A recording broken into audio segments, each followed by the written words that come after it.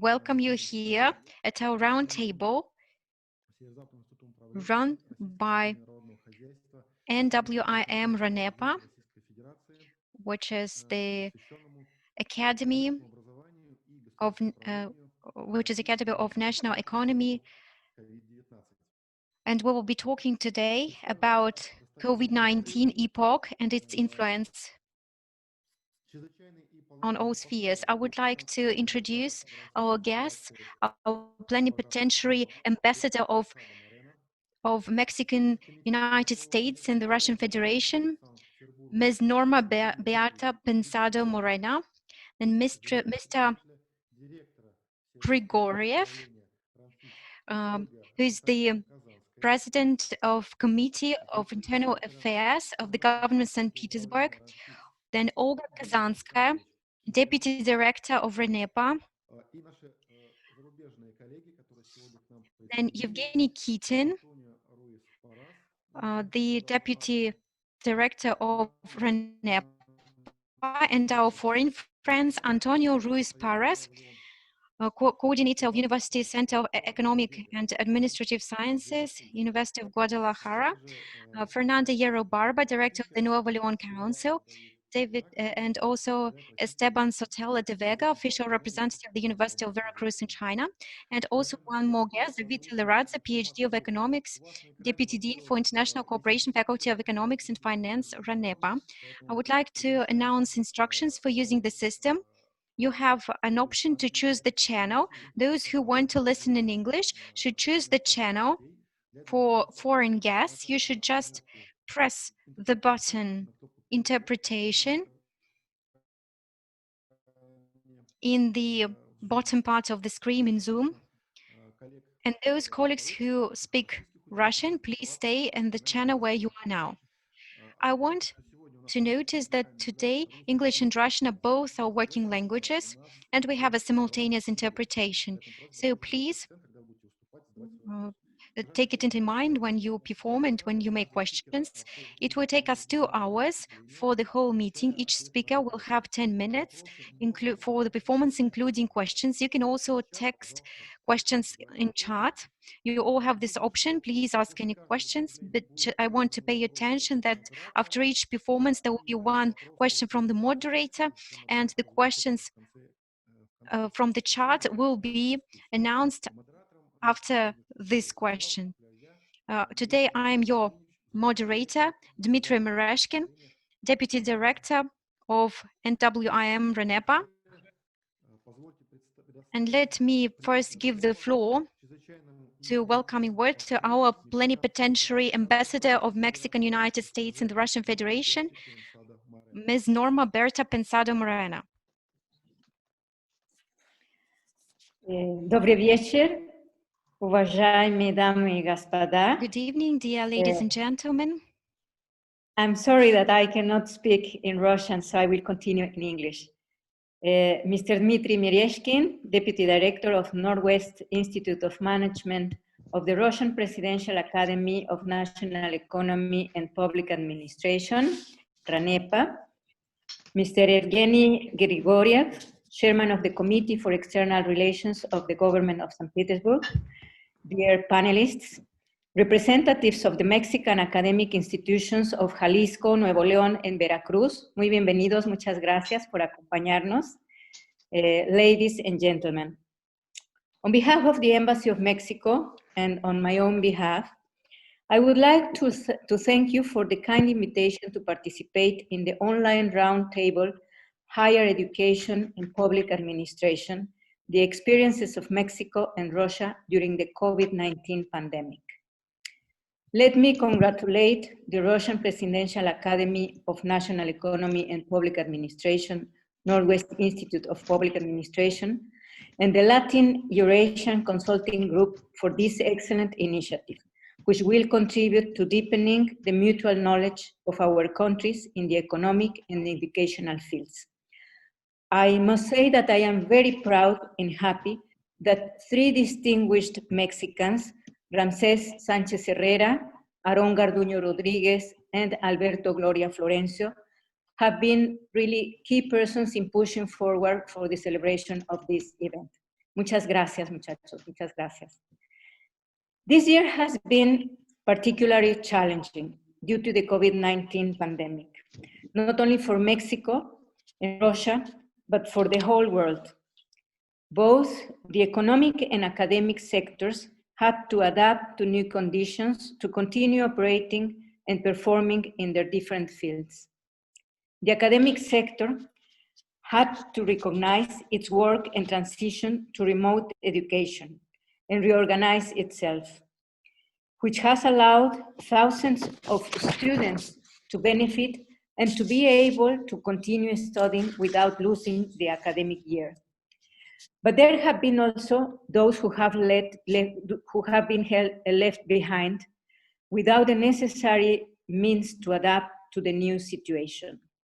The pandemic also led to the closing of borders and cancellation of flights in different countries, which prevented many students from returning to their homelands. This was the case of many Mexican students enrolled in Russian universities' exchange programs.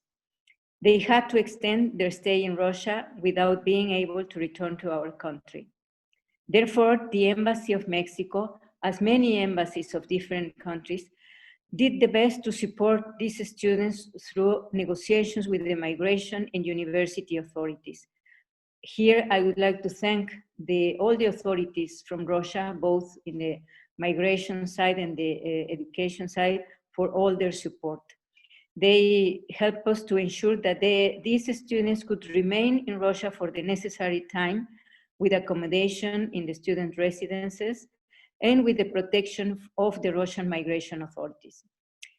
Also, the embassy supported students and other Mexican citizens by searching flights to Mexico from Russia and provided all the possible assistance, including coordinating with authorities from other countries so that they could return home without any obstacle in their trips.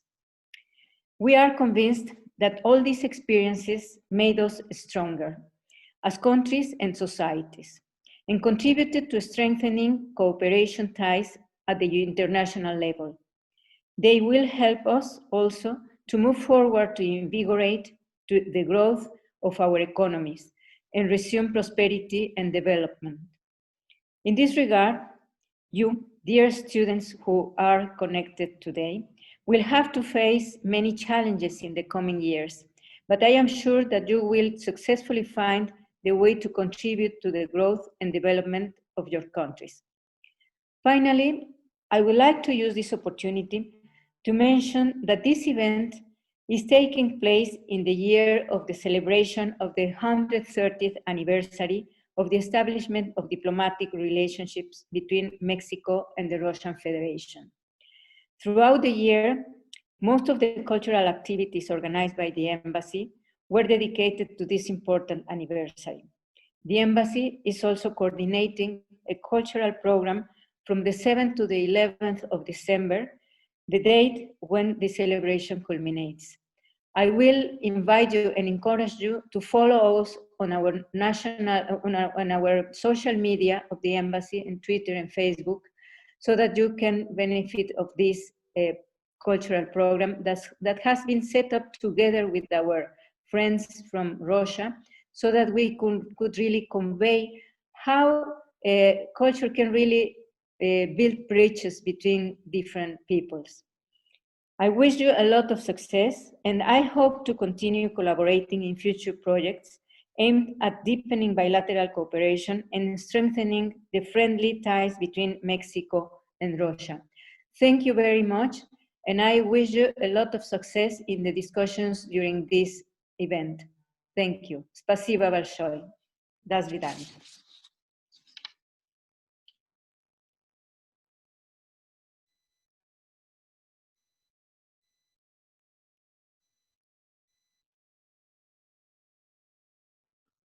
Уважаемая Норма Pensado, благодарю вас за So, dear Norma Pensado, thank you very much for your heartful words. Dear colleagues, I would like to give now the floor to President of the Committee of Internal Affairs in the government of St. Petersburg, Mr. Evgeny Grigoriev. Dear friends, on behalf of the government of St. Petersburg, I'm happy to welcome participants and organizers of our roundtable, Higher Education and State Administration, Russian and Mexican Experience in the Epoch of COVID-19. I'm so happy that despite our difficult times, the partnership between St. Petersburg and the United States of Mexico is developing, increasing the number of initiatives they run together. For many years, we have very friendly and trustful relationships between two nations, and our contacts are always growing. St. Petersburg has established very tight communication with our partners in Mexico since 2013, and a range of cultural exchanges and projects of scientific character have been performed. Representatives of Guadalajara signed a contract for cooperation between St. Petersburg and the Guadalajara administration, and we can characterize our communication as very stable. Our external trade turnover is first increased, but recently there was a decrease. So we hope that in the future we will be continuing developing in this direction, promoting science, promoting other spheres. Despite the distance which separates us, we have so much interest among our citizens for Mexican culture and educational methods. More than 30 students and postgraduate students study in St. Petersburg from the states of Mexico. More than 40 students took part recently in programs run between the universities of our cities. There are 18 bilateral contracts signed between St. Petersburg and Mexican universities, and I consider that St. Petersburg and Moscow have potential for enlarging our cooperation in scientific and other directions. There are two key bases of every project in the state. It's administrative part and educational part. And of course, under circumstances of coronavirus, we see so much problems appearing everywhere. So specialists all around the world are looking forward to find most suitable solutions. And we hope that a lot of initiatives will be created more, not only to solve problems, but also to progress in our perfect relations between Mexico and Russia. Thank you very much for your welcoming word. Dear colleagues, now I would like to give the floor to the director of NWIM RANEPA, Vladimir Alexandrovich Shamakhov. Unfortunately, due to COVID-19 situation, Vladimir didn't have a chance to be present at the conference, but he sent us his words, which I will be reading for him on his behalf. So, dear respectful Plenipotentiary Ambassador of the United States of Mexico, dear Russian colleagues, we welcome you on behalf of our RANEPA Academy, on behalf of our city, at this round table. Of course, time impacts us a lot, and we have some obstacles all around the world. Nevertheless, thanks to technical solutions we have in the 21st century, we can still communicate and maintain our relationship at a good level. I'm so much happy that our respectful Plenipotentiary Ambassador of Mexico, Norma, Bertha, Pensado, Moreno, is present today with us. It's such an honor for us. And we are happy together to announce this 130th anniversary of establishment of relations between us. Of course, our relationships really date back to a long time ago, and we can say that it's a so good tradition established between us. And people from Russia often visit Mexico, and the way back, Mexican people always visit Russia. We have a lot of high-level meetings here. And Mexico today is one of the key Latin American partners with Russia. And of course, it is the basis of our productive reciprocal communication to respect each other and to maintain this heartful and friendly relationships. At the modern stage of Russian-Mexican communication, we can characterize them as partnership which respects deeply traditions and all characters of these two countries. We very deeply communicate with the University of Guadalajara, one of the leading universities of Mexico, having a very glorious history. And RANEPA Academy and University of Guadalajara communicate with each other on the basis of special program, and we will create even more interesting events and collaborations between our universities. In the sphere of scientific researchers, political researchers, I want to thank you all for taking part in this event, for finding time. And I also want to emphasize the contribution Latam Eurasia Consulting Company made from the Mexican side. Unfortunately, due to COVID-19, we can't personally meet, but nevertheless, I think it's still so wonderful opportunity to have this, at least this online meetings. And I would like to wish you from the bottom of my heart prosperity and first of all health in these difficult times. Respectfully yours, Director of the of NWIM RANEPA, Vladimir Shamakhov. So, dear colleagues, this was a welcoming word from Vladimir Shamakhov, and we now go on with our performances. One more time, I want to pay attention to the ability to ask questions on chat. And please, speakers who use English language, you should choose the English channel in order to present. And our Russian guests, in order to listen to our foreign partners, have to choose the Russian channel to listen to interpretation. There is an option of interpretation at the bottom side of Zoom program. Now, I would like to give the floor to Deputy Director of NWIM RANEPA, Olga Kazanskaya. She will be speaking to the following topic: the world after the pandemic, what will it be? So, dear Olga, take the floor, please. Good afternoon, dear colleagues. 1 year ago, in November 2019, we faced for the first time COVID-19 phenomenon impact. And when there was the outbreak of the epidemic in spring, we realized only one thing, that we don't know when the crisis will be finished. But we know for sure that the world after this crisis will be absolutely different. And nevertheless, even now, we can already sum up some results. For example, 60 million people were ill with this disease, and much more became the victims.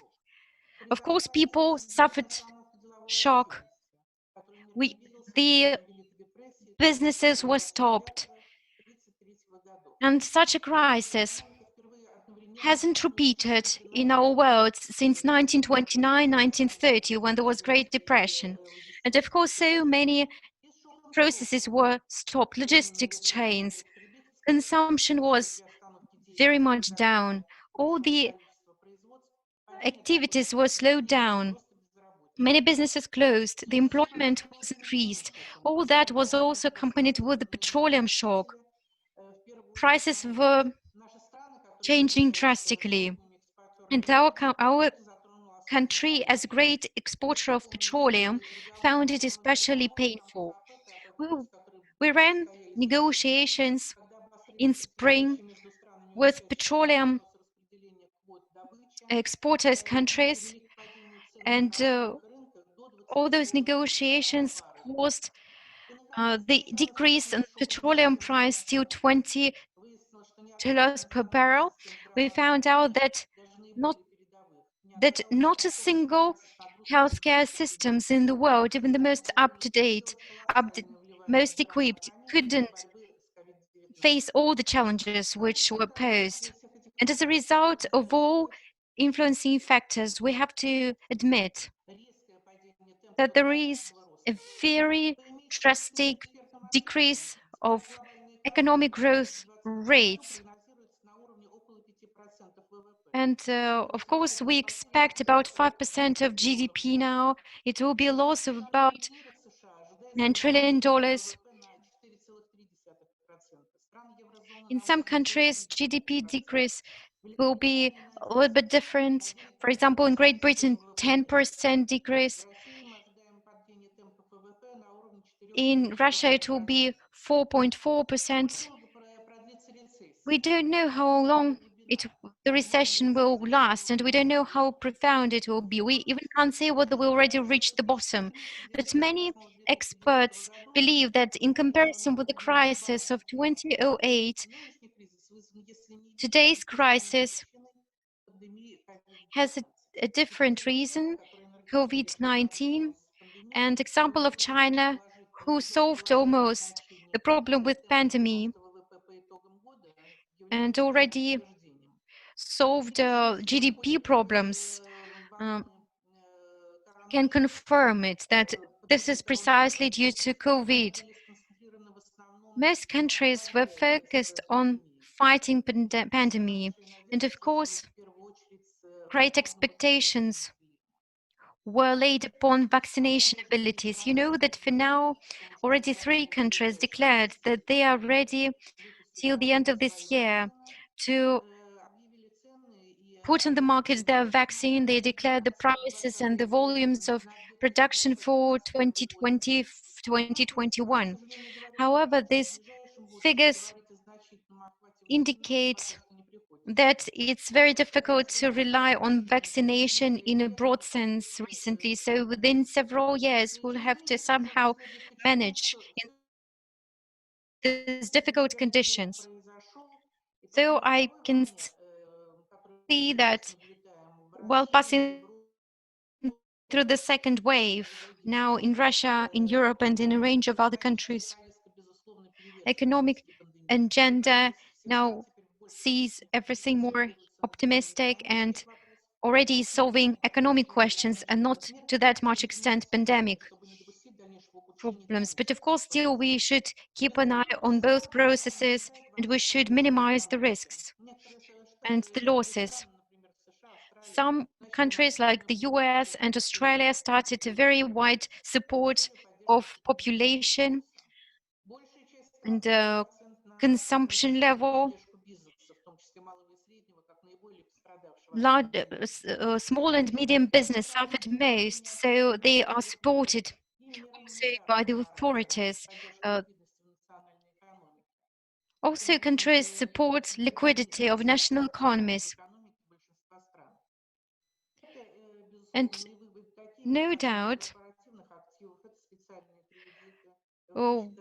such measures as low interest loans, subsidies are essential in this time.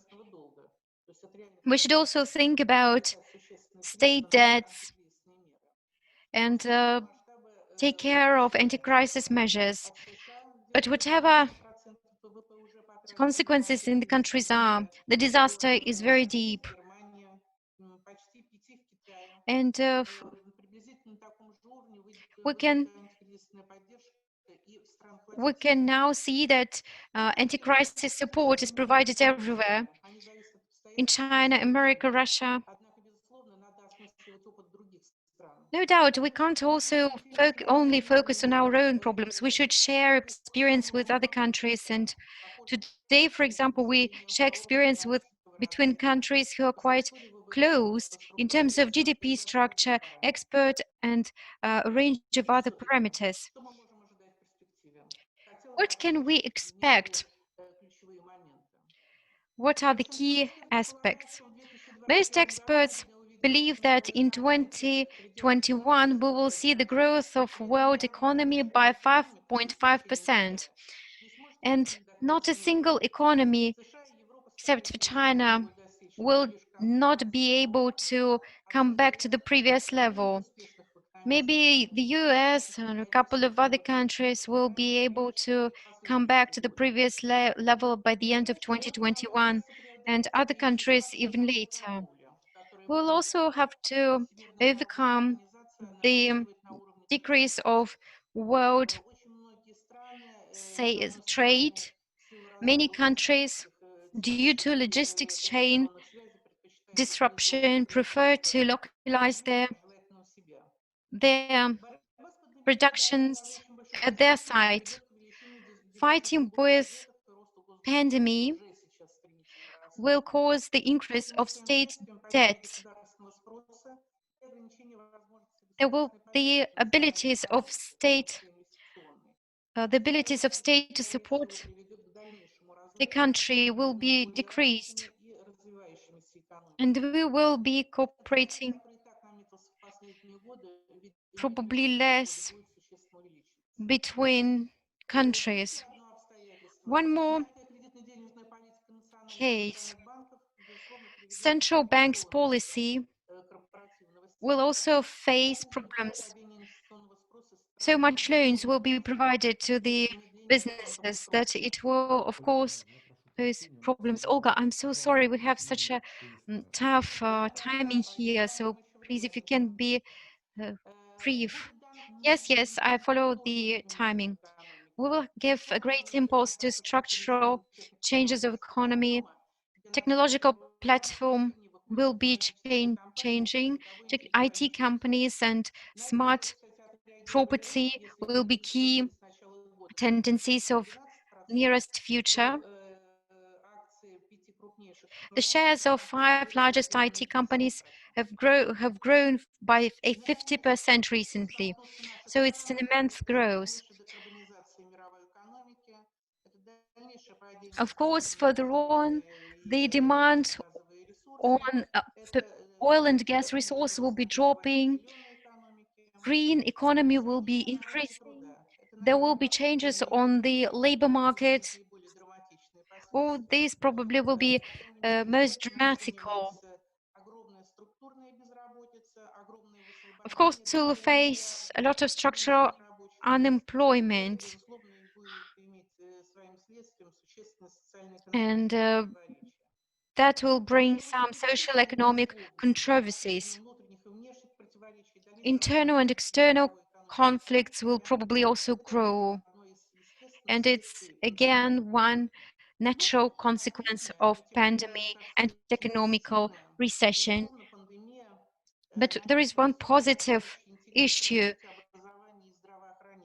Pandemic paid our attention to education and healthcare as basics of human society. So I hope that financial support of these areas will be growing, which is very positive. We all will face differences in terms of all aspects, how we will live, how we will work, how we will have rest. It all will be different. And pandemic, of course, triggers a new period in the life of everyone. My colleagues will continue talking about it. Thank you for your attention. Olga, thank you very much. I want to remind that you can ask questions in chat.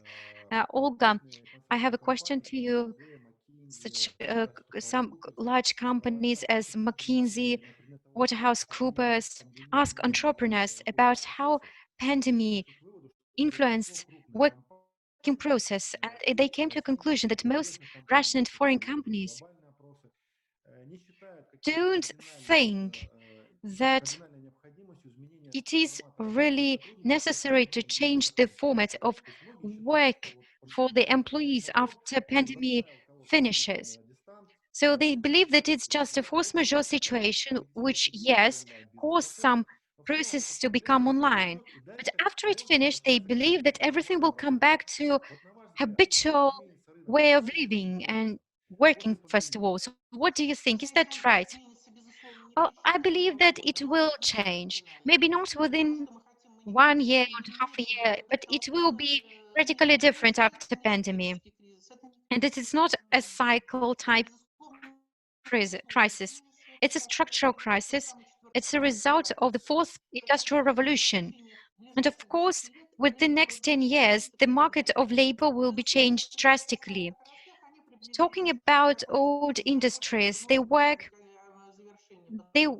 they will get back to their previous way of work. But anyway, IT sector will be developed so much that we will face so many new opportunities for very many different industries.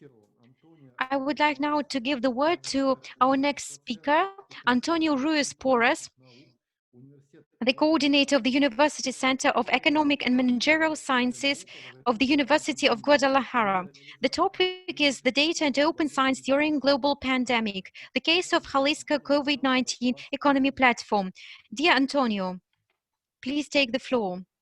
You have 10 minutes for it, 7 minutes in the question. Thank you. Good morning, Mexico. Good evening, Russian Federation. And first, I'm very happy to be here, to be invited by RANEPA, the University of Guadalajara, and the Latam Consulting Group, so to talk about this important issue.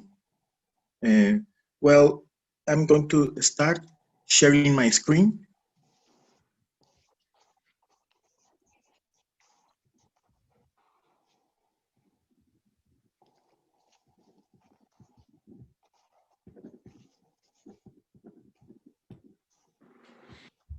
Hopefully everyone is seeing this in this moment, my screen.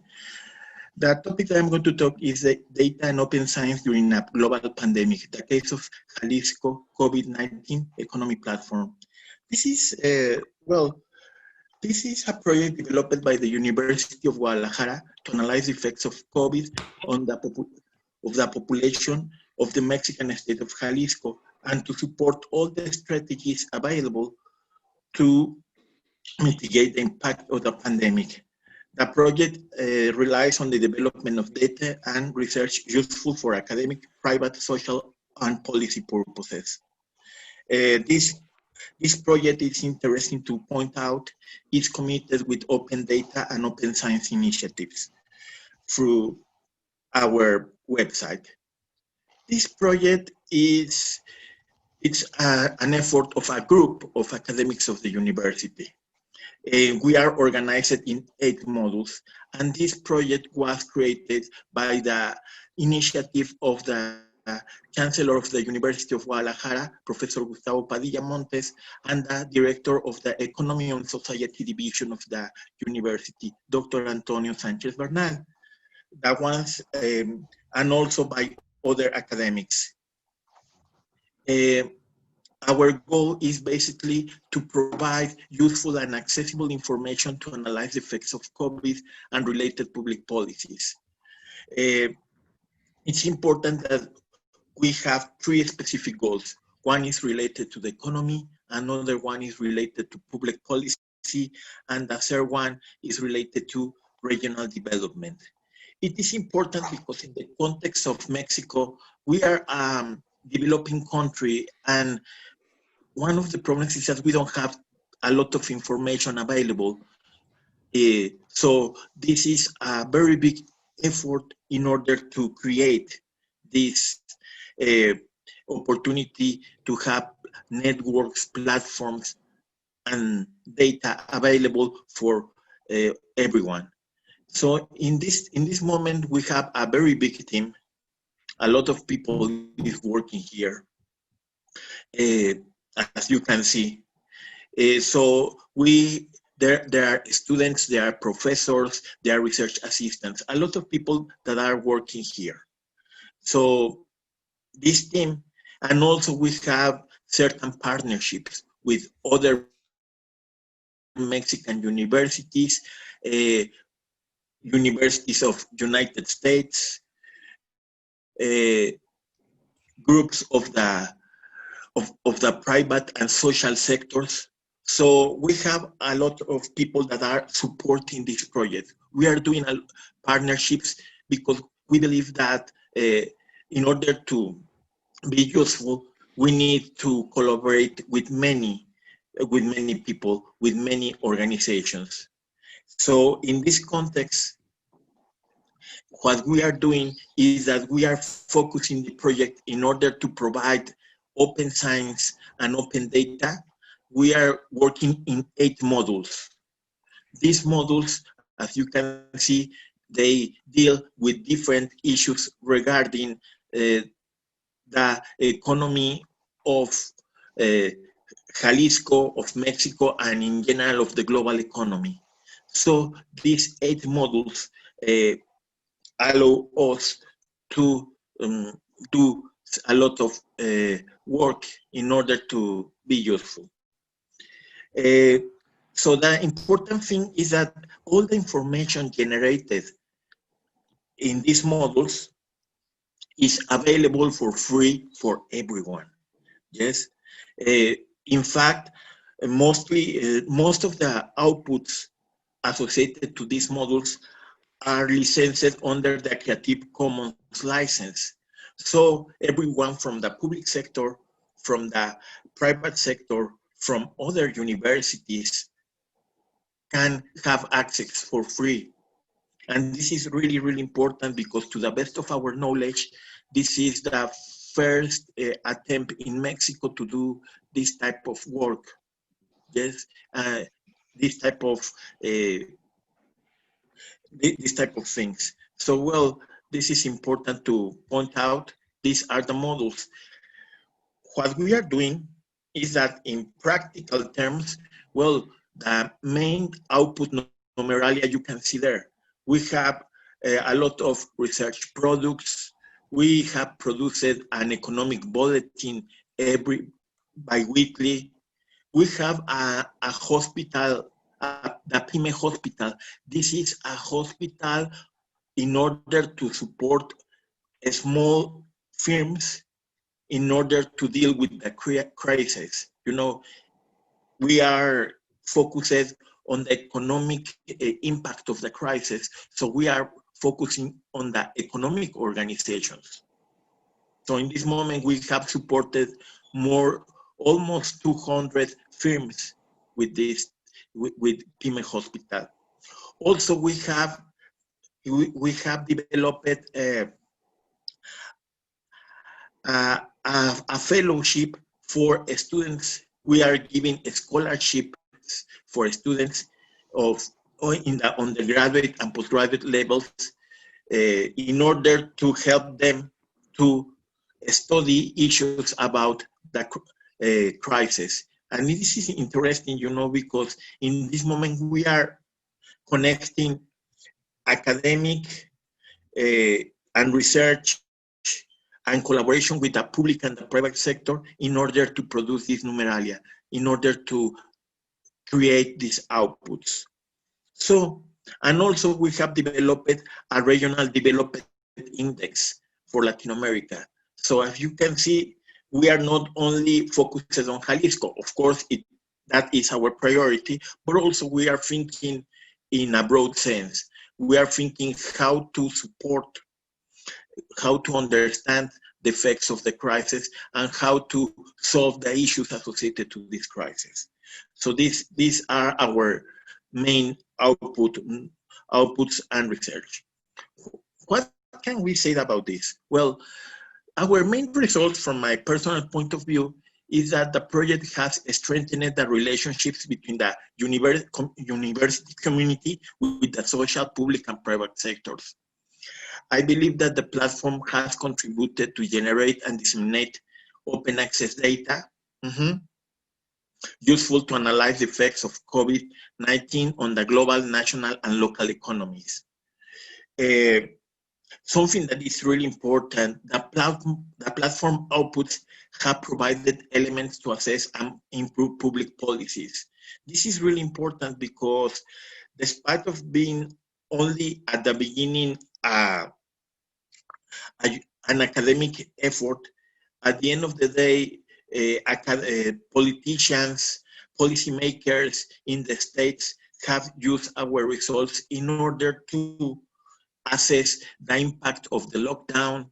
They have used our outputs to assess the impact of COVID in certain industries, on certain types of firms, and also they have used our results in order to improve public policy. So, well, this is important, and I want to emphasize this. And also, well, as I told you, the Pyme Hospital has contributed to support local private firms by providing them with several services. And I should emphasize, these services are for free. All of this is completely free, you know, and this is something that I should point out. We need to develop further this platform. So we expect to do forums, interactive maps, you know, in this moment, Антонио, я вас прошу придерживаться регламента. Are important. Пожалуйста, финализируем. And, well, so... And, Antonio, sorry, we're actually short of time, so please follow the timing if possible. Okay, yes, only the last thing I want to point out is that, well, I want to invite you to this, to follow us.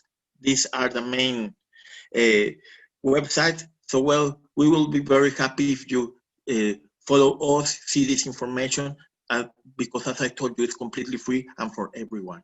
Thank you.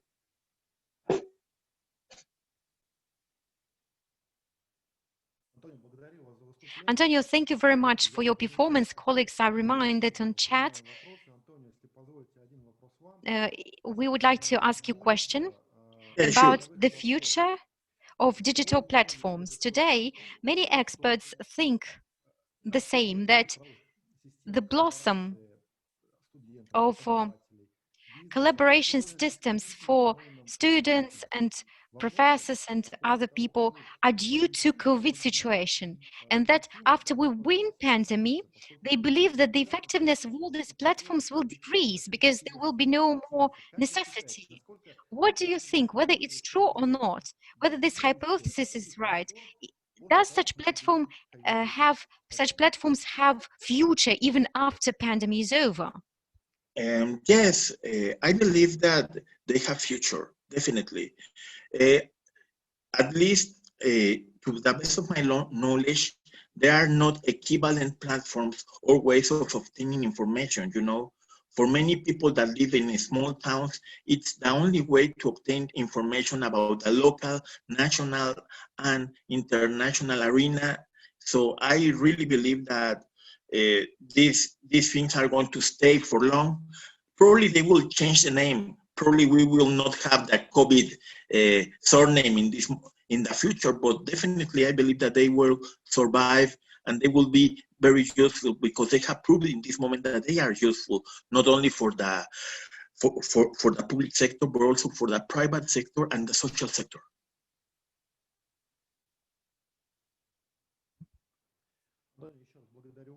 One more time, thank you very much. And we now pass on to our next speaker. It's Evgeny Kitin, Deputy Director of NWIM RANEPA. And the topic of his performance is the role of the academic community, universities in the pandemic, how to keep education, Russian experience. Evgeny, please, your turn.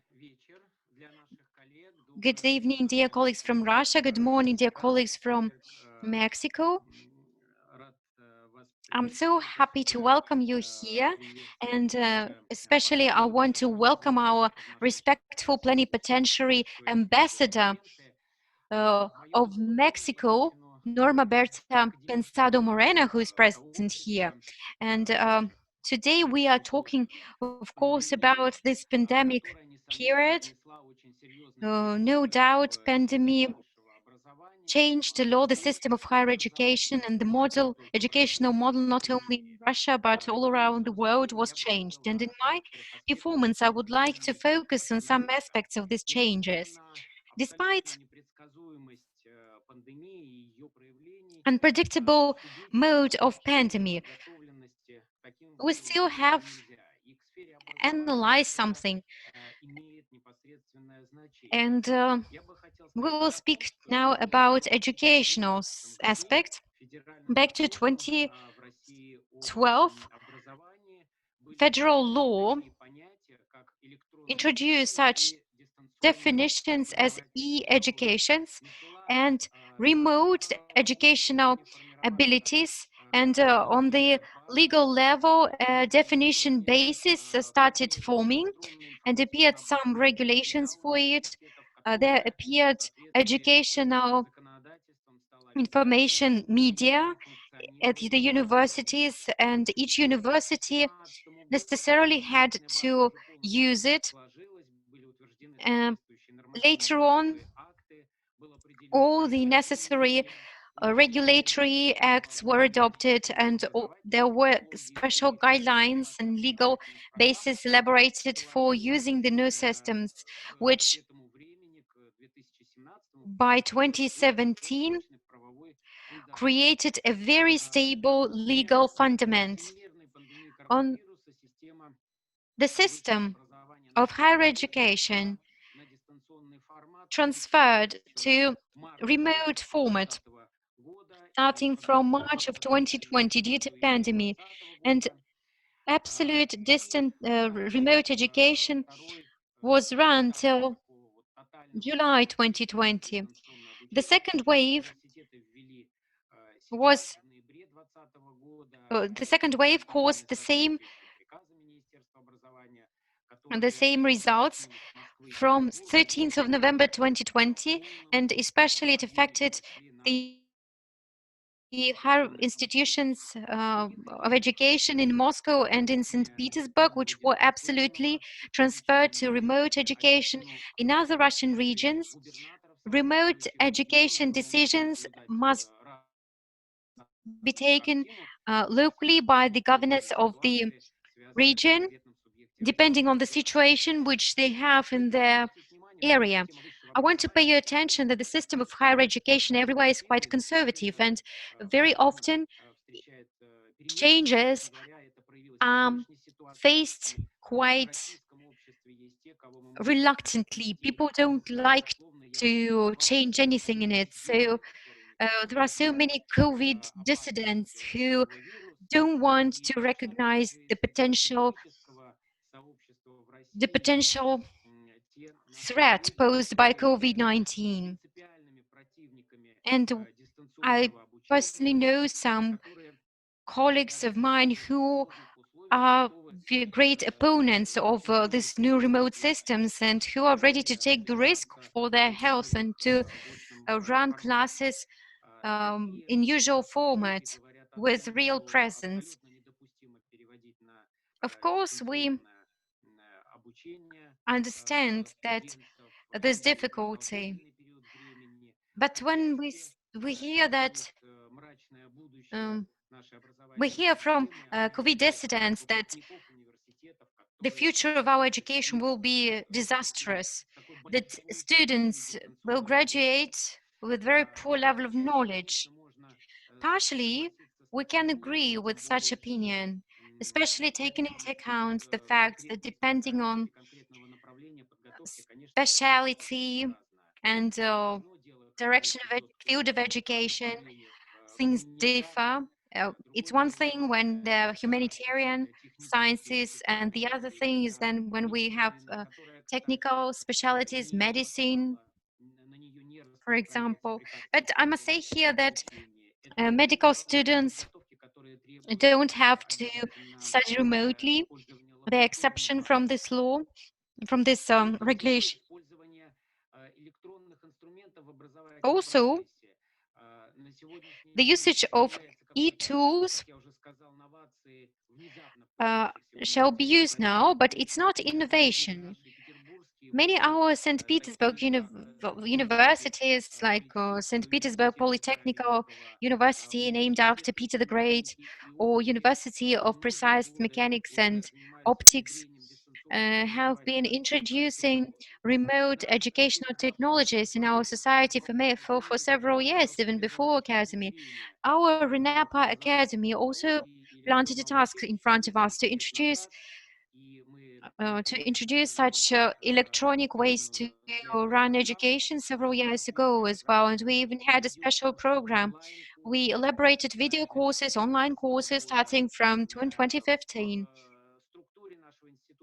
And in the structure of our university, there was created a special subdivision developing e-education, e-tools in the training process, and special training was arranged for our professors and teachers. There was LMS model.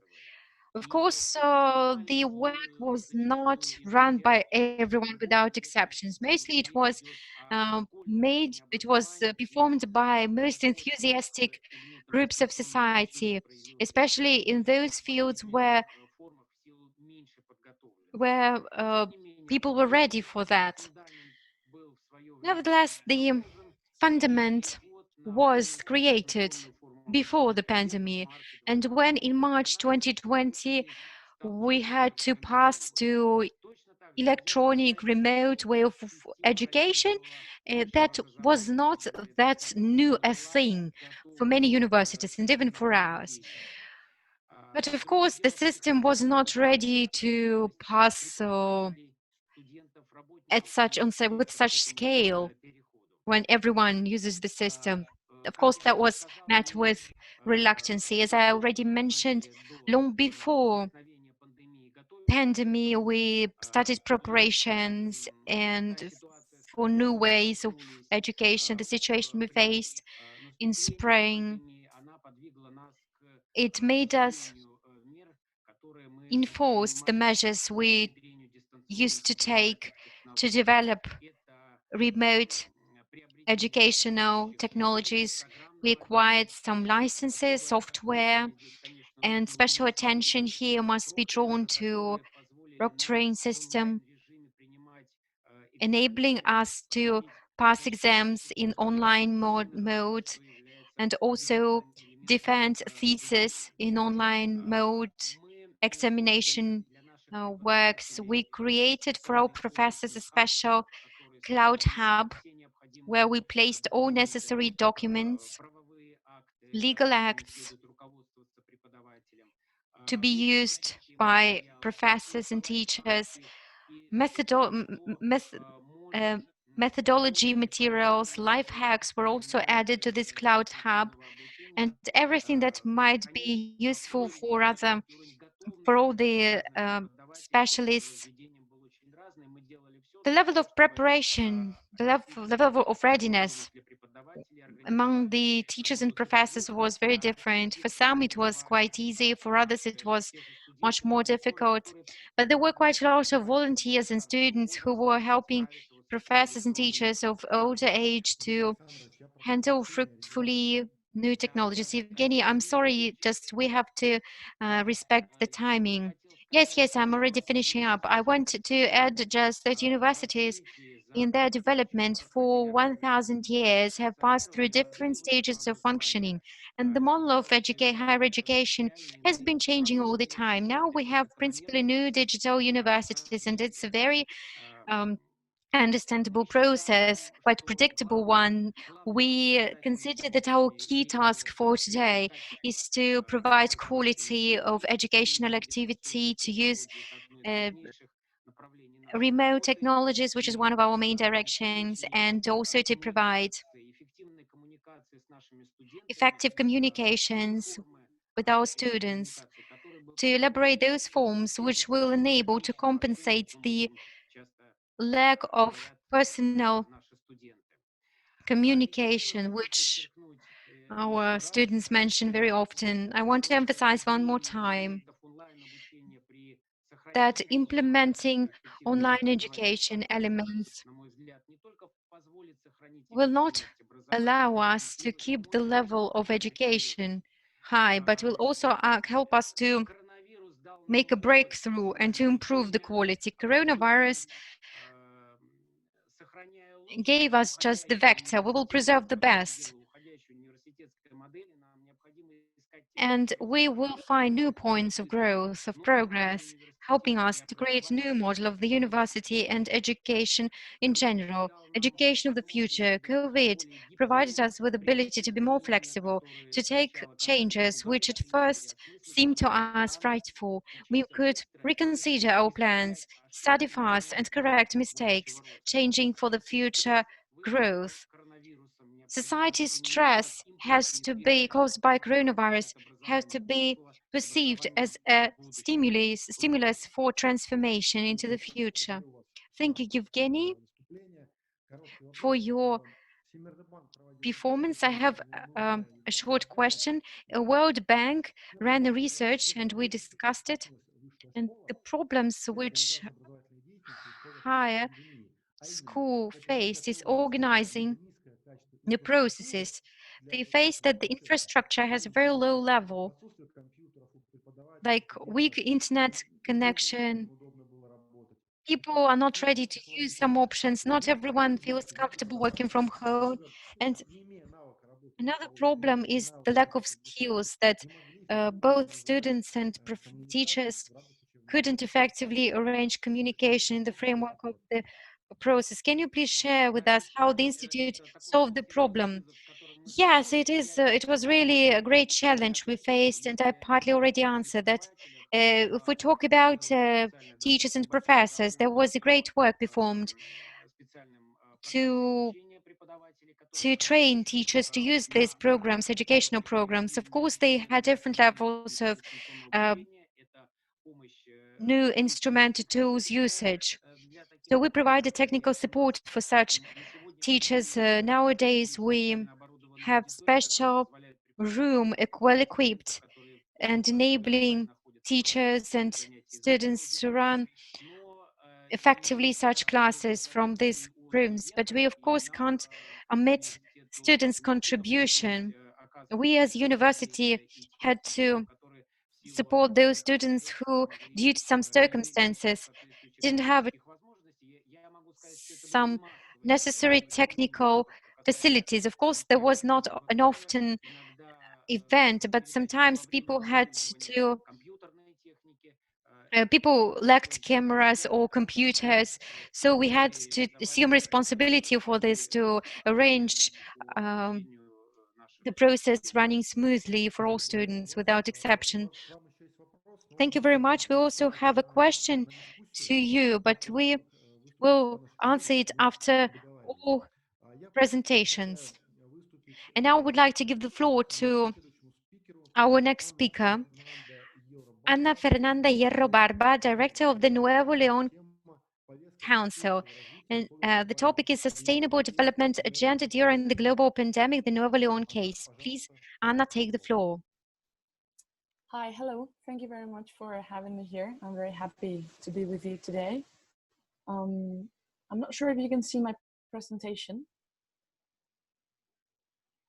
Can someone tell me? No, we can't see your presentation, unfortunately. Okay. Give me 1 second. I'm gonna try again. Here we go. Can you see it now? Okay. Yes, now we can see it. All right. So again, thank you very much for having me here. It's really a pleasure. I'm gonna try to be brief. Basically, I just want to tell you what we do in Consejo Nuevo León and how we've been working with the pandemic in order to address one of our main processes. Consejo Nuevo León is an organization devoted to strategic planning and evaluation of the public policies in the state to enhance our society's well-being. We are basically in charge of preparing for the challenges that the future evokes from now, with the cooperation of diverse sectors. We are an organization that combines the social organizations along with government through an advisory and consultative public body, which is non-partisan and which transcends electoral cycles. We integrate the experience and knowledge of members from civil society, academia, the private sector, and the government. And what we do is we basically plan and evaluate public policies to ensure the sustainable development of Nuevo León. So what we've been doing and what we have to do by law is every 3 years, we have to revise our strategic plan. Our strategic plan has a 15-year long period. And we started doing this process in 2019. At the end of 2019, basically, we were ready with a diagnosis to go to society and collect their thoughts and ideas and experiences in order to improve this planning instrument.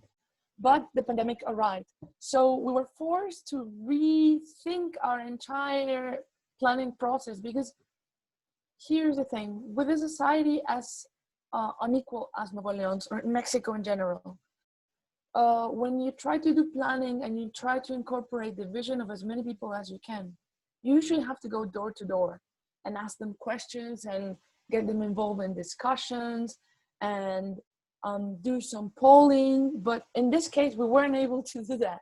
So what we tried to do was to innovate a little bit through a series of platforms.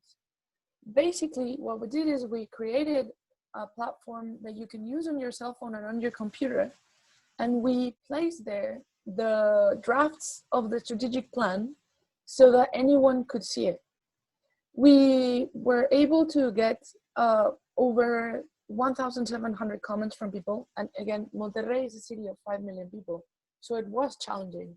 But the main thing that we got was that we were able to invite different institutions like the United Nations, the federal government, 4 universities, different investigational research centers here in Nuevo León, companies, NGOs, and business chambers, in total 30 of them, so that inside their institutions they could go and present our document, get feedback, and then provide us with what we call institutional position papers.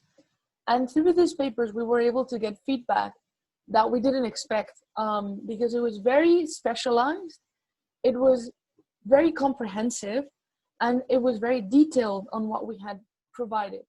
Usually, as you must know, most of the public consultations and planning processes are usually for validation. You give them a final statement and they just tell you whether they like them or not. But the new opportunity we got through this process was that we were able to actually involve each of these institutions in a co-creative process. They were able to not only give us their opinion, but actually to get involved in the creation process of our planning strategy. So that was very good. And the other thing we did was create another platform for our monitoring platform, or our monitoring and evaluation indicators platform. So usually, you know, each strategic plan has an indicator for each objective, which tells you whether or not you're advancing through time. And in this case, most indicators, we were going to be able to do them with our local experts, but because of the pandemic, we could actually reach national experts on each topic. And through a process of collective intelligence, we were able to get in a platform, present them each objective, each strategic line, and then give them a series of indicators with all their data for Nuevo León and for the other states in Mexico, and get them to give us their feedback on whether or not those indicators were appropriate, whether or not they were measuring what we want them to measure, and actually to collectively define the goals that we want to achieve in 2030. So while the pandemic was very challenging, we were able to use these new technologies and to connect with people that we would otherwise probably have not been able to reach, and to create new processes of innovation in planning, which were actually very enriching for our processes. So afterwards, we also got in line with a process that was done by the OECD, in which we were wondering how had the pandemic affected the government today and what we could expect towards the future. You know, when we were doing the strategic plan and the pandemic hit, we were thinking, how good is this plan going to be if with just the arrival of the pandemic, all our priorities changed? And what you had in a document which said that you had to promote sustainable transport and that you had to incorporate, you know, citizenship participation through events in public spaces, all these things that you had in the document were suddenly invalid, right? So what we try to do is get into a public discussion online.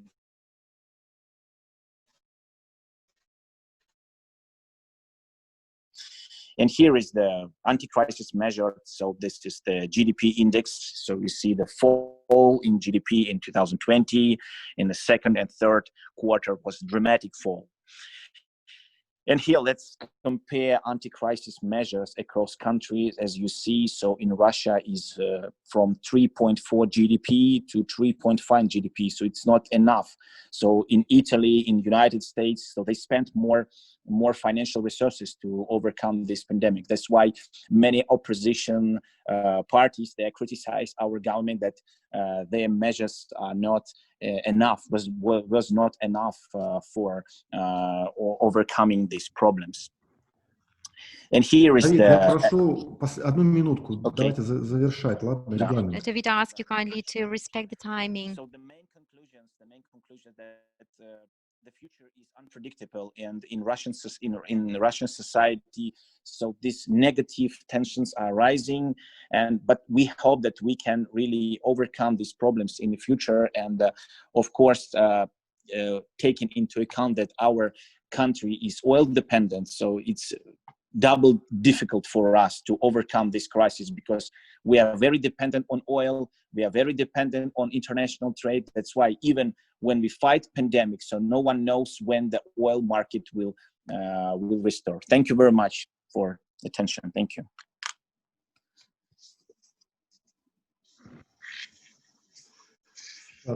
Давид, спасибо за экономический анализ. David, thank you very much for your economical analysis of pandemic consequences in the Russian Federation. I have a simple question to you. Of course, you mentioned that we have a structural crisis, and Olga also mentioned it. We ran statistics on how industries changed in our economy. Of course, service sector suffered a lot, but there are some industries which increased. What do you think? Is it reasonable for the state to support those industries who prove to be economically inefficient in conditions of total structural crisis? Well, in fact, this crisis showed who survived and who didn't. It's like the law of universe, of nature, when the strongest survives. So I believe that resources are already ebbing. We are running out of resources in all countries of the world. So now we shall be very selective. So when subsidizing different sectors and industries of economy, of course, we should choose the correct ones which are most necessary. And when choosing what industry shall be supported, it's not an easy question, and researches must be conducted to come to a conclusion. But first of all, there should be strategic value sectors, industries. We can't forget about our small and medium business, small business, which suffered most of all. We can't just say, oh, we don't care about small business. The one who survived, he survived. No, that's not an attitude. Of course, we should remember about the increase of unemployment 8 times higher. It's dramatic. So we can't just neglect it. Otherwise, we will have a very big tension among public. Thank you very much for your answer. I want to give the floor to our next speaker. It is Esteban Zottele de Vega, official representative of the University of Veracruz in China. He will be speaking about academic experience and business ties with China through the Study Center China Veracruz. So please take the floor, Esteban. You have 7 minutes.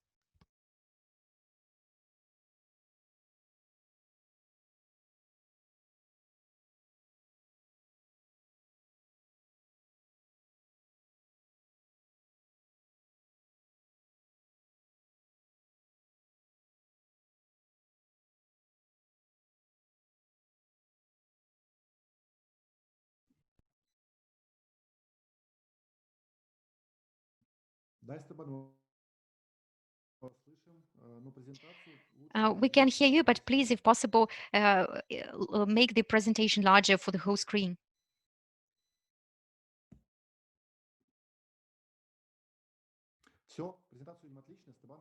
Hello, hello. Yeah, Can you we can listen see now? it.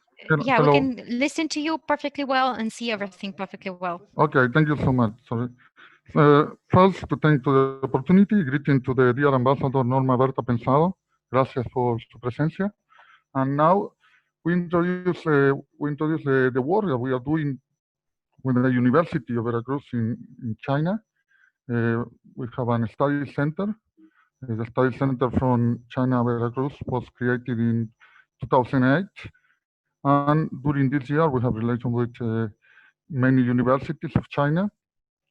And also this year, we also began the headquarters of the consortium of the APEC Study Center. So in this way, until the end of the next year, the university is direct link with universities that conform the consortium of the 21 economies that participate in the organization, the APEC.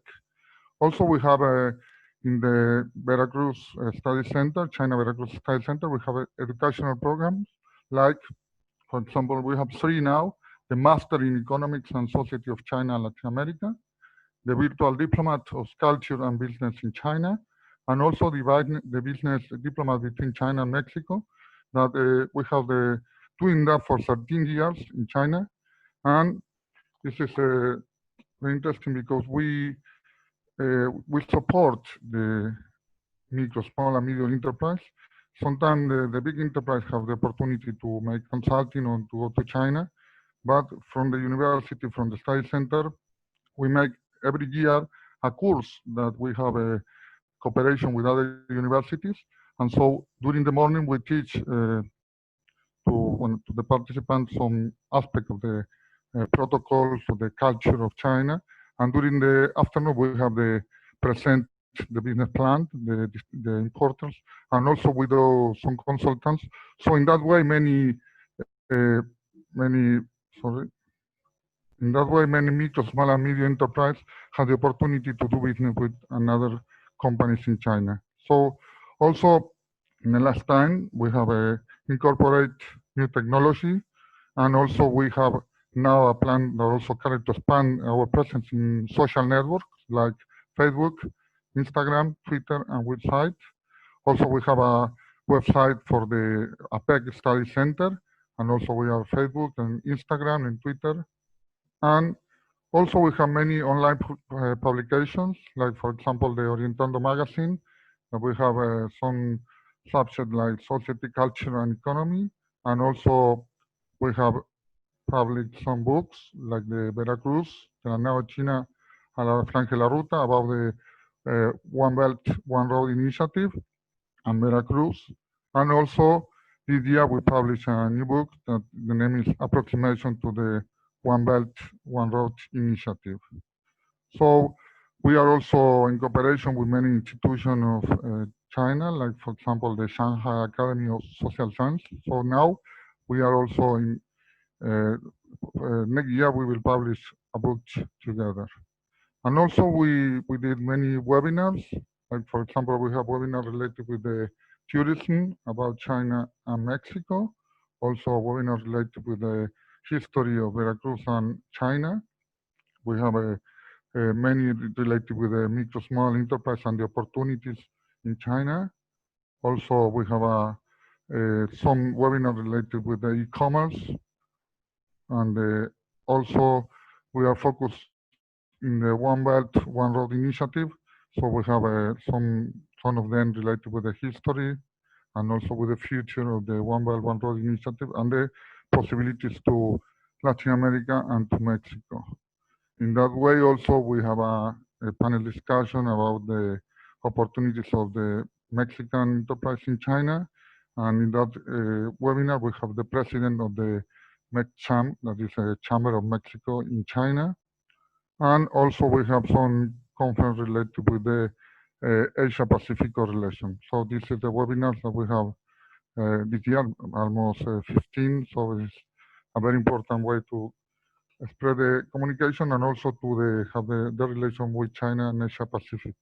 So we use the platform, it's Eminus, and also it's very important to say that this event is weekly. We have every week, but also we have many activities related with the education experience, and also we have meeting also with the team to make all the plans, and the meeting with the academic institution, business organization, and the public sector. We believe that it's very important for the study center also to cooperate not only with other universities, also with the private sector and also with the public sector. So we, in that sense, the COVID-19 generated a new economic social situation that demand a greater effort from academic institutions. So the civil society demands from organizations like universities answer to problems that unemployment, poverty, disappear or the weakness of the small and medium-sized enterprise, and increase the imbalance between regions. For this reason, within the framework of the strategic work program, in the next period, we work in coordination with the public and private sector that recognize these demands. So I want to thank for the opportunity. Muchas gracias. Спасибо.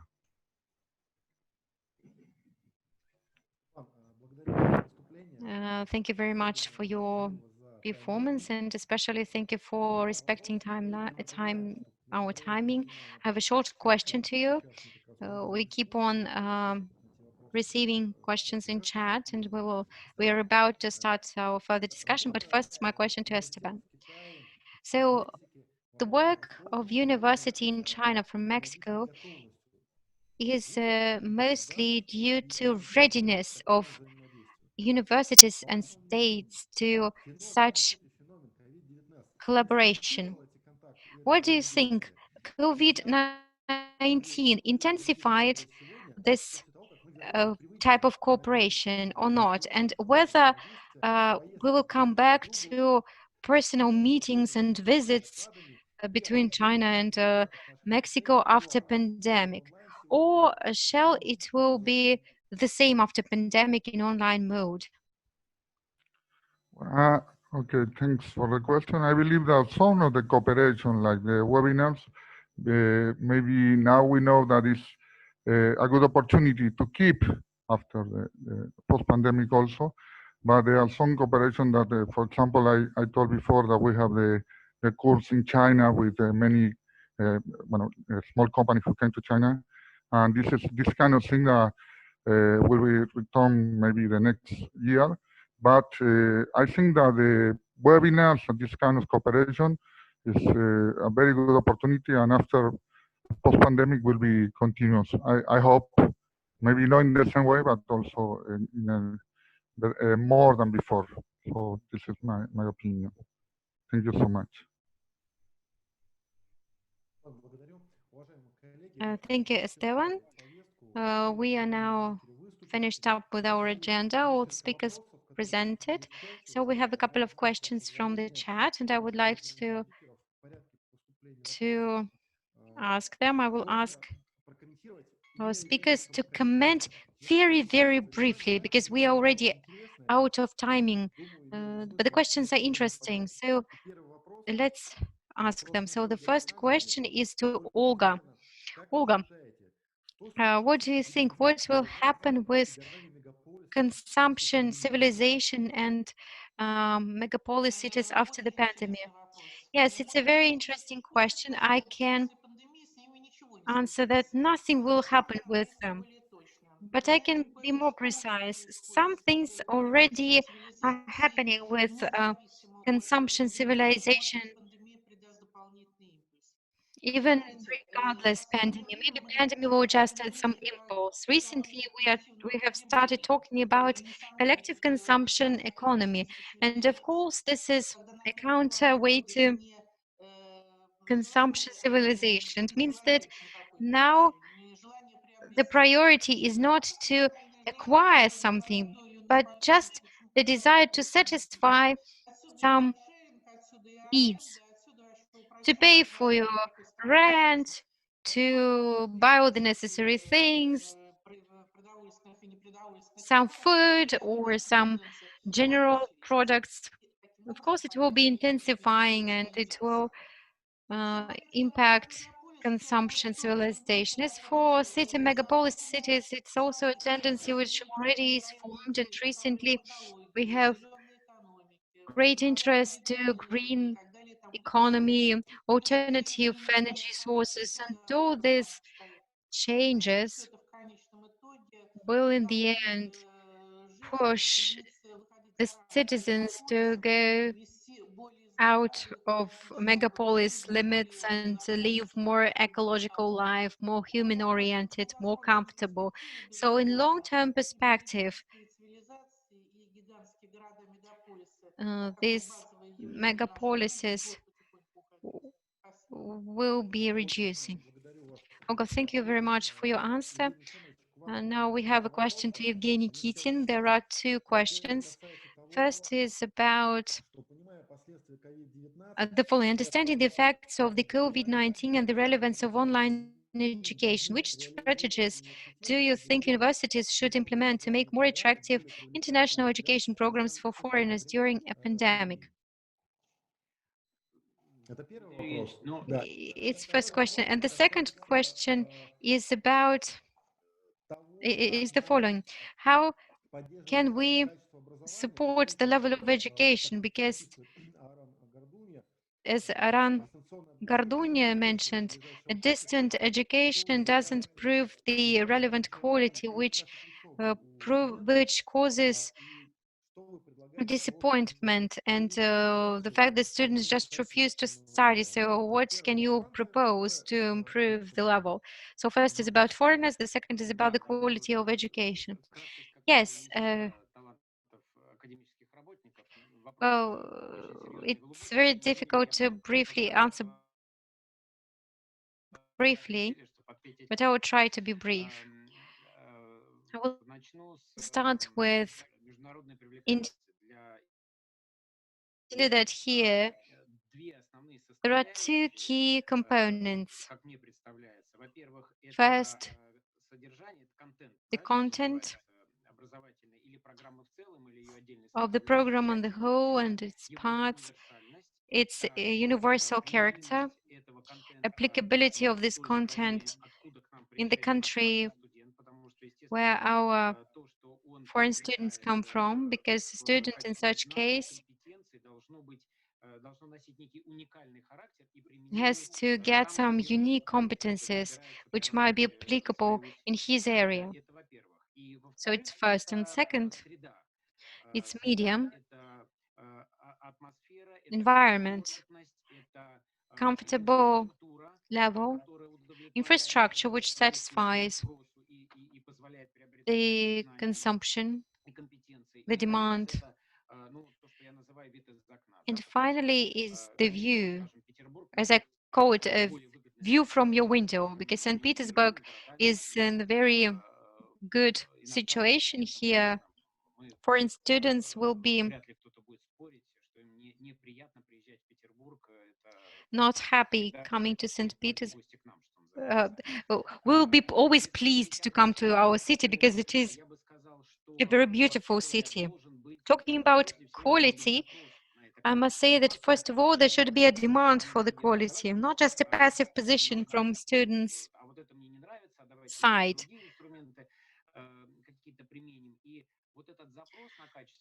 So motivation for the quality should be both with the teachers and with the students. And this competitive strive to the quality we should have the results.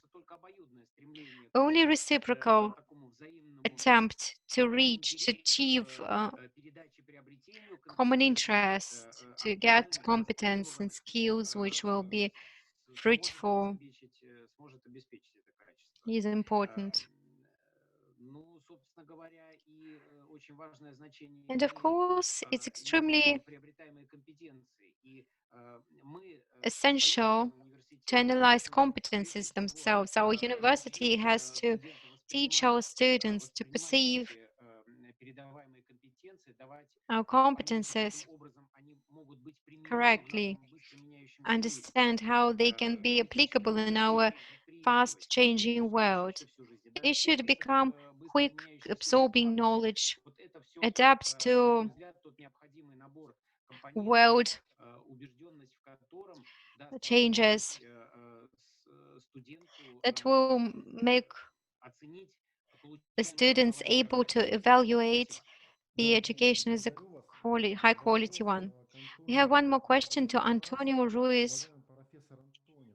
Respectful Professor Antonio, what kind of elements are critically important to make the platform you presented to be reproduced in other states of Mexico or in other countries even? Well, I believe that it is important, first of all, to know the resources of the university communities. Something that we realize is that many people were doing research about local issues, but this research were marginal in the sense that they were not the main interest research. So in the moment that we realized these things, what happened was that we were able to create a unified project. So it was very interesting to realize that this understanding of what people were doing was essential to create this thing.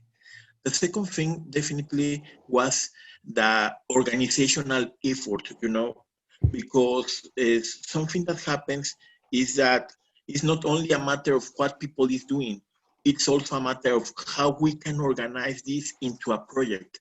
So it requires a lot of organizational effort in order to allow people to know what they are doing.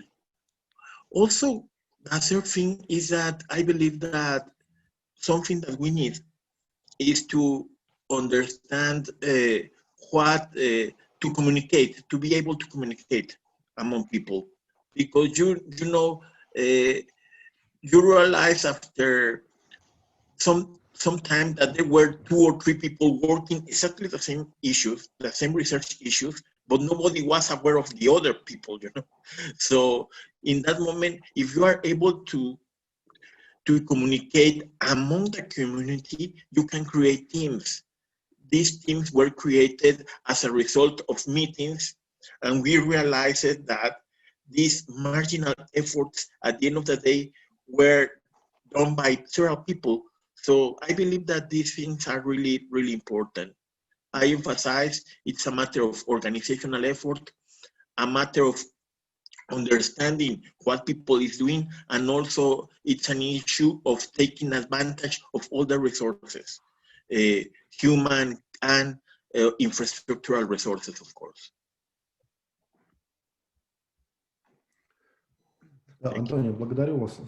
Thank you very much, Antonio, for your answer. We go to our next question. It's a question to Esteban.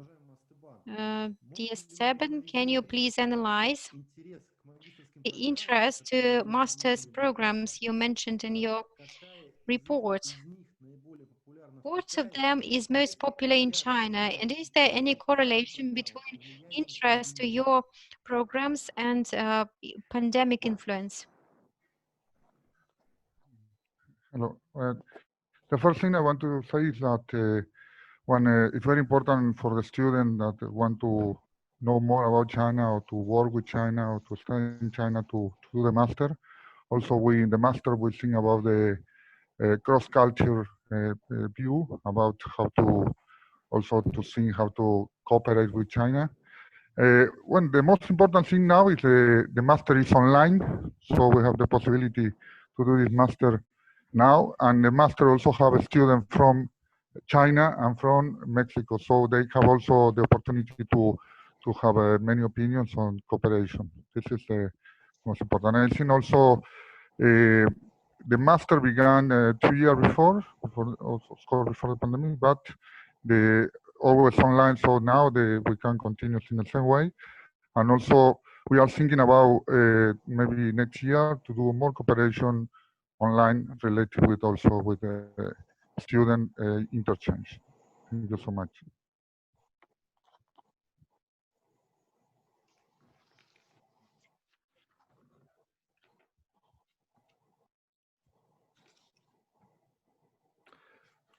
Да, Эстебан. Понятно.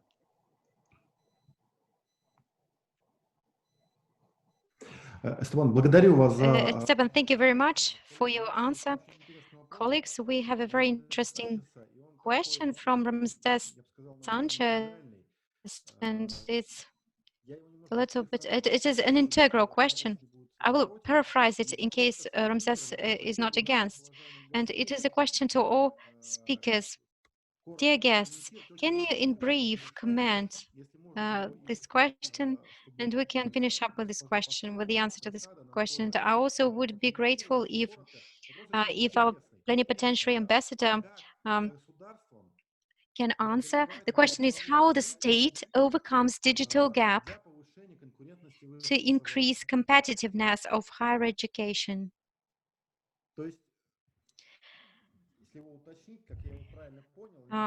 Paraphrasing it, maybe I misunderstood it. If I misunderstood, Ramses, please correct me.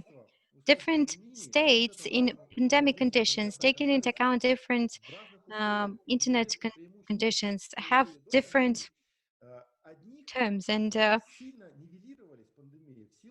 some of them were facing the problem with the lack of internet turned out to be weak. Other states who invested in internet development and IT infrastructure got colossal competitive advantage in comparison with those who hadn't invested in it before. So the question is if the following, what kind of strategy the state should have to cover the gaps between the states in terms of IT level? Ramses, did I take a question correct?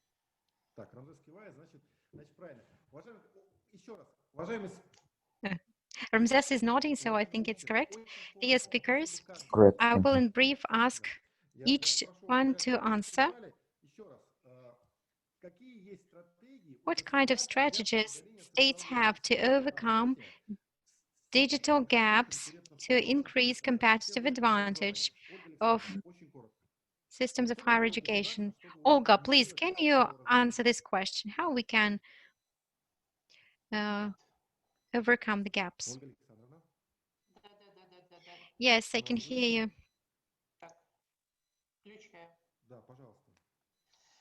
Yes, please. Well, I think that it will be just if both Russia and Mexico federal costs will be increased for education.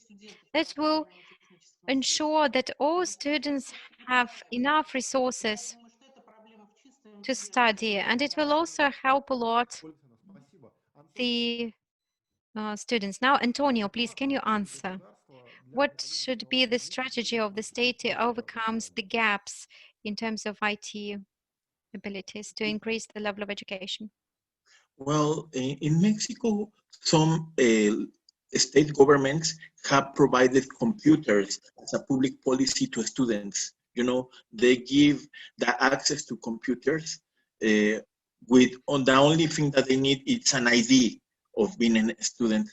Another strategy that has been followed has been to try to improve that or to encourage competition in order to give a lot of cover of internet usage among small towns, you know.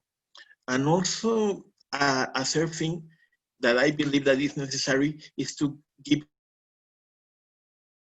subsidies to the installation of infrastructure for internet, because one problem is that what happens is that they do not have the best internet connections, because firms do not have any incentives to provide them with this type of technology. So these, I believe, are some public policies that can encourage the use of IT and internet among students. Антонио, благодарю вас. Antonio, thank you very much. Now, Evgeny, please, Evgeny Kitin, briefly.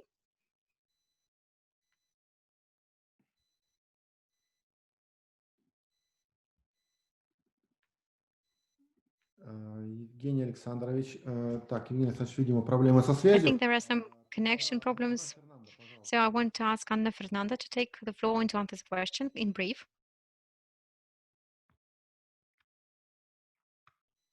Так, видимо, тоже Anna? Хорошо, Давид, вы с нами? David, are you with us? Dear colleague, I think that we need to combine traditional forms of education and online form education.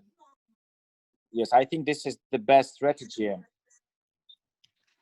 Спасибо. The best strategy, yes, for development, because if we use only online, so it can lead to degradation of the next generation, because eye contact, this is essential. Thank you. Thank you. Давид, благодарю. И последний. Thank you very much, David. And our last speaker, Esteban. What strategies should be performed by the state to overcome the risks connected with digital development, different states and on different territories? I think it's very important. I'm not talking now about education, but maybe about the digitalization of the companies, especially the small companies, because e-commerce will be a future way to do business. So the digitalization of these kind of companies is very, very important to survive, not only to do business. So in that way, also, I believe that the e-commerce also is related with the infrastructure. Sometimes some companies are maybe in a situation that they have the e-commerce connection, but maybe the infrastructure is not enough to do the business like in that way. So I believe that the government has to promote the digitalization of the companies, and also infrastructure could be a problem. Thank you so much. Esteban, благодарю. Коллеги, у нас последний вопрос. Thank you very much. Our last question. We will finish up our question. Esteban, so it's again a question to you. I will read it. It will be translated to you. So, respectful Professor Esteban, what are the forms of inter-university cooperations which can be formed after pandemic? Cooperation between institutions. Yes.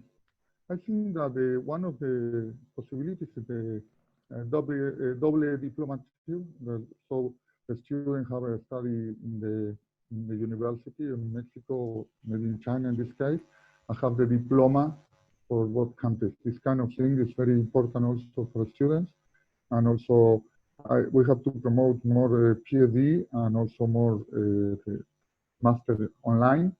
There are many countries who have all the master of PhD online, but sometimes we have to promote more this kind of cooperation. And also, I believe that the universities have to do more kind of webinars, but not only webinars like seminars, also like online class. That way, the student can also have more cross-culture communication. This is very important, I think. And also, I live in China for 17 years, so I believe that the cross-cultural communication is something that we have to teach to our students, and so I believe that the online classes is a good opportunity to have a student from both countries study and communication and understanding more and more. This is my opinion. Thank you so much. Степан, благодарю. Уважаемые Esteban, muchas gracias. I think we have already finished our agenda. And I would like one more time to thank our respectful guests who found opportunity to welcome us. Our plenipotentiary ambassador of the Mexican United States in Russia,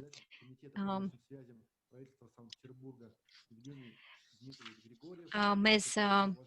Norma Bertha Pensado Moreno, also Evgeny Grigoriev and other Russian participants and guests from Mexico.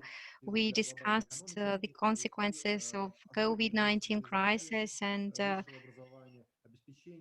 character of digitalization and new mechanisms to enable quality of higher education. We talked about statistics about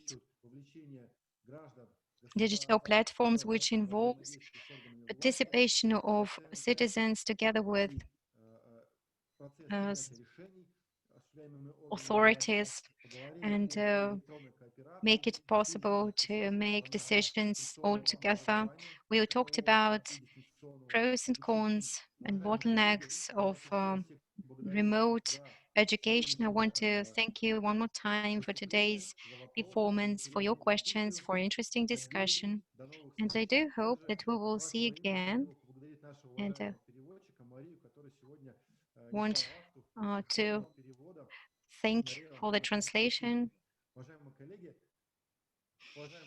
So, dear colleagues, friends, hope to see you again soon.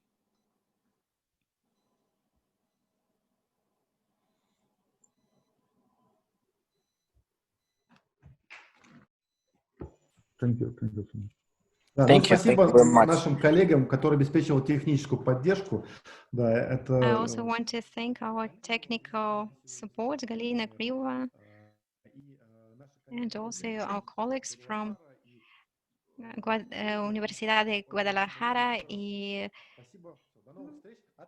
muchas gracias de nuevo. Todo lo mejor a ustedes.